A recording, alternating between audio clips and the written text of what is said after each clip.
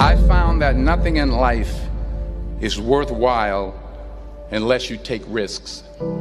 Nothing.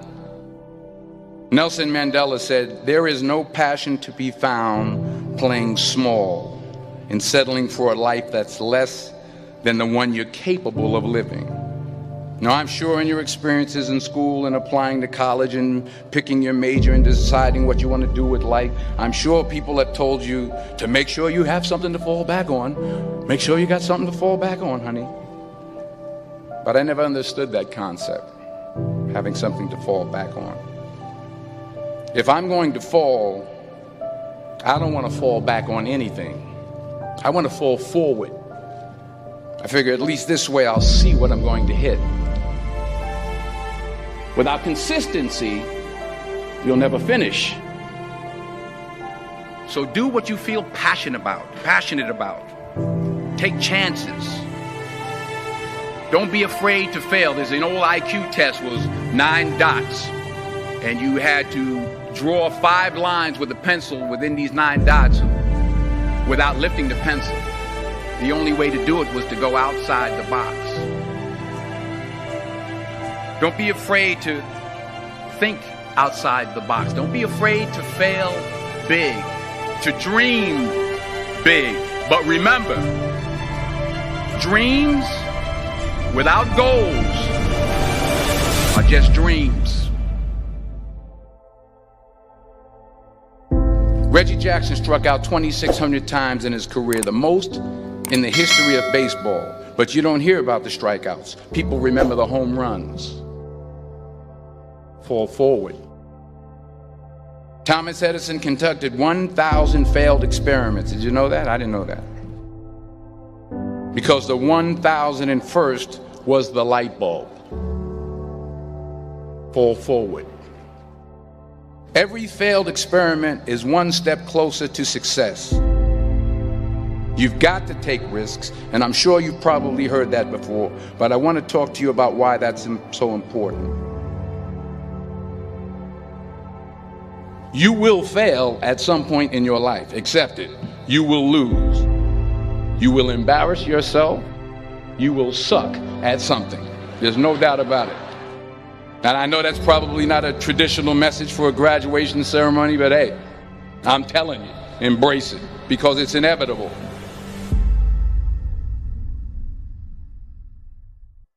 In the acting business, you fail all the time. Early on in my career, I auditioned for a part in a Broadway musical. Perfect role for me, I thought, except for the fact that I can't sing. I didn't get the job. But here's the thing. I didn't quit. I didn't fall back. I walked out of there to prepare for the next audition, and the next audition, and the next audition. I prayed. I prayed. And I prayed. But I continued to fail, and fail, and fail. But it didn't matter, because you know what? There's an old saying, you hang around the barbershop long enough, sooner or later you're going to get a haircut. So you will catch a break, and I did catch a break. Last year, I did a play called Fences on Broadway. But here's the kicker. It was at the Court Theater. It was at the same theater that I failed that first audition 30 years prior. The point is, every graduate here today has the training and the talent to succeed. But do you have the guts to fail? If you don't fail, you're not even trying. I'll say it again. If you don't fail, you're not even trying. To get something you never had, you have to do something you never did. Just imagine you're on your deathbed, and standing around your deathbed are the ghosts representing your unfulfilled potential. The ghost of the ideas you never acted on. The ghost of the talents you didn't use. And they're standing around your bed, angry, disappointed, and upset. They say we came to you because you could have brought us to life, they say. And now we have to go to the grave together. So I ask you today, how many ghosts are going to be around your bed when your time comes?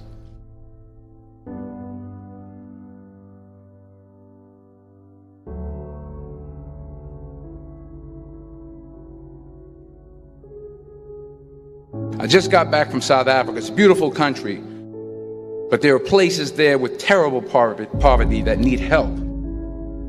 And Africa is just the tip of the iceberg. The Middle East needs your help. Japan needs your help. Alabama needs your help. Tennessee needs your help. Louisiana needs your help. Philadelphia needs your help. The world needs a lot, and we need it from you. We really do. We need it from you young people. I mean, I'm not speaking for the rest of us up here, but I know I'm getting a little grayer. We need it from you, the young people, because remember this. You got to get out there. You got to give it everything you got, whether it's your time, your talent, your prayers, or your treasures. What are you going to do with what you have? I'm not talking about how much you have. Some of you are business majors, some of you are theologians, nurses, sociologists. Some of you have money, some of you have patience, some of you have kindness, some of you have love, some of you have the gift of long suffering. Whatever it is, whatever your gift is, what are you going to do with what you have? All right, now here's my last point about failure. Sometimes it's the best way to figure out where you're going. Your life will never be a straight path. I began at Fordham University as a pre-med student.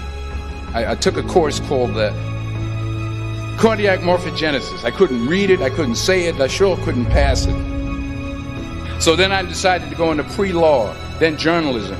And with no academic focus, my grades took off in their own direction. I was a 1.8 GPA. And the university very politely suggested that it might be better to take some time off. I was 20 years old. I was at my lowest point. And then one day, and I remember the exact day, March 27th, 1975, I was helping my mother in her beauty shop. My mother owned a beauty shop up in Mount Vernon. And there was this older woman who was considered one of the elders in the town. And I didn't know her personally, but I was looking in the mirror, and every time I looked at the mirror, I could see her behind me, and she was staring at me. She just kept looking at me. Every time I looked at her, she kept giving me these strange looks. So she finally took the dryer off her head and she said something I'll never forget. She said, "Young boy, I have a prophecy, a spiritual prophecy." She said, "You are going to travel the world and speak to millions of people." And in the years that followed, just as that woman prophesied, I have traveled the world and I have spoken to millions of people through my movies. Millions who up till this day couldn't see me. Who up till this day I couldn't see while I was talking to them. And they couldn't see me. They could only see the movie. They couldn't see the real me. But I see you today. And I'm encouraged by what I see. And I'm strengthened by what I see. Because taking risk is not just about going for a job. It's also about knowing what you know and what you don't know. It's about being open to people and to ideas. The chances you take, the people you meet, the people you love, the faith that you have, that's what's going to define you. Never be discouraged. Never hold back. Give everything you got. And when you fall throughout life, remember this: fall forward. I don't know what the secret of success is, but here's what I know what the secret of failure is: trying to please everybody. You can be world class, you can fit in with the world, you don't get to do both. If you want to have the results only 5% of the population has, you've got to be willing to think and behave like only 5% of the population. And if you do these kinds of things, the world will call you eccentric. This is where you got to develop the interior core, where it doesn't matter if people call you crazy. One of the things limiting you from your income, your impact, a world-class life. You care too much about what people think about you. Sounds really obvious. Everyone has an opinion. Why let the opinions of other people deny you from a life that will make history? Why are you so antisocial? Because I'm trying to get it. Why are you staying on the basketball court so much? Because I'm trying to get it. Why are you out there practicing in the hot sun when ain't nobody else out there? Because I'm trying to get it. Why are you not clubbing like every time I text you and invite you to go do something fun and cool, you always studying? Because I'm trying to get it. You ain't doing nothing. And for those of us who get up and go out, you got something to say about how we do what we do it. Stop talking to us who perform it. Stop telling us what to do and how to do it. You keep gossiping and I'll keep working. You keep talking smack and I'll keep working. You keep focusing on everyone else and I'll keep working. And when you finally look around at where you are and where I'm at, you realize that you have nothing left to talk smack about. And you will lose and I will win. You don't have time to worry about anybody else's course, because it's going to take all of your energy, all of your intensity, all of your fervency to keep yourself on track. That's why it's important for you to work on yourself, listening to tapes, building yourself up, talking to yourself with power, feeling, and conviction, day in and day out. You got to focus on you. And as you convince you, as you sell yourself every day, you will begin to see a difference in the things that you're doing. Selling yourself on your ability to perform a job, to achieve a certain objective. Telling yourself every day, here I go again, and I got what it takes. This is my day, and nothing out here is going to stop me. I'm going to fail, I'm going to fail, I'm going to fail, I'm going to fail, and I will succeed. Just give me against me, period. I'm going to make myself good enough. I'm driven. I'm obsessed. I want to prove people wrong. And you've got to learn how to tune out the critics outside and the critic inside. And since I'm going to do this, I'm going to harness my will, and I'm not going to let anything stop me. Stay on that basketball court. Stay on that football field. All the homies texting and calling and trying to make you feel bad about being so focused. It's grind season, homie. It's not about today. It's about the future.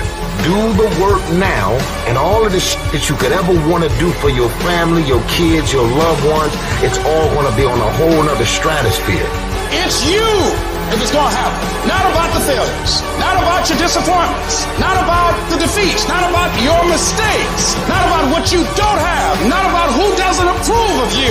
Who doesn't like you. All that's insignificant. Your life is in your hands. You have the power to turn your life around. You've got the power to snatch victory from the jaws of defeat. You've got the power to be daring. And it's on you when you're going to be that goal, decisive don't about think your all life. You have to do is think positive and everything's going to work out hokey dokey for you.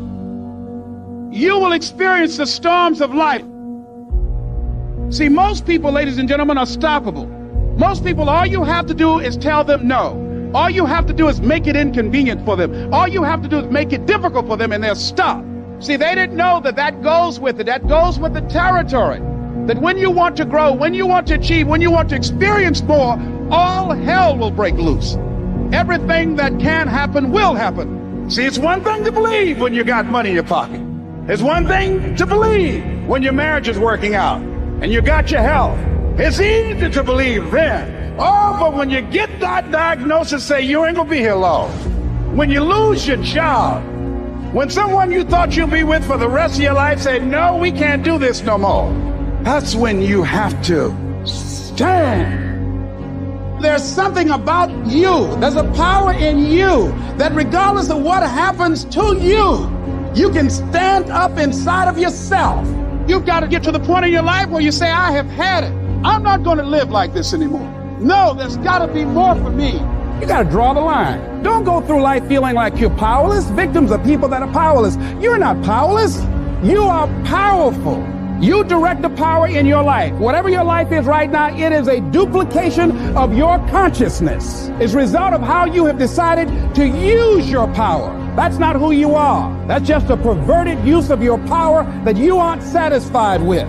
And you've got the power to change that. But you don't know what has happened to me. It really doesn't matter what has happened to you. See, the only thing that really matters is what are you going to do about it? I can become upset, nervous, tense about it, weak about it, or I can say, it's okay. You can allow it to destroy you, or you can allow it to build you up. And let me tell you something. You deserve it. You deserve a better life. There is more to your life than you've been living. You deserve it. Any number of things can happen to interrupt your flow. It's okay. Don't take it personal. Just acknowledge what's going on. It's called life, and keep on working on your dream. Courageously hold on to your dream and not lose enthusiasm. You got to be out of your mind to believe in spite of these numbers, you can still make it. In spite of the pain you're feeling, you can still come back again. You got to be out of your mind. That's right. I believe it. It doesn't matter how many times I fail. I'm going to courageously pursue it. I don't care what people say. I don't care what they think. This is something that I want that gives my life meaning and value. You gotta learn how not to give up or how not to give in. And you gotta understand that greatness is within you, and you gotta pull it out. You gotta cry if you got to, but whatever you do, you cannot give up. You cannot give in. The enemy's after your mind, out to worry you to death, out to stress you to death, out to break you down, out to make you quit, out to make you think that you can't get up, out to make you give up on your dream. The warfare is in your mind. It's not in your savings account. It's not on your job. The fight that you got to fight is in your mind. And if you whip it in your head, you can whip it on your job. But you gotta try it out of your head. Say, I believe I'm coming out. I don't know how long it's going to take. I don't know what I'm going to have to go through. I don't know what I'm going to lose along the way. But I still believe that I'm coming out. I'm broke out, busted and disgusted. But I still believe that I'm coming out.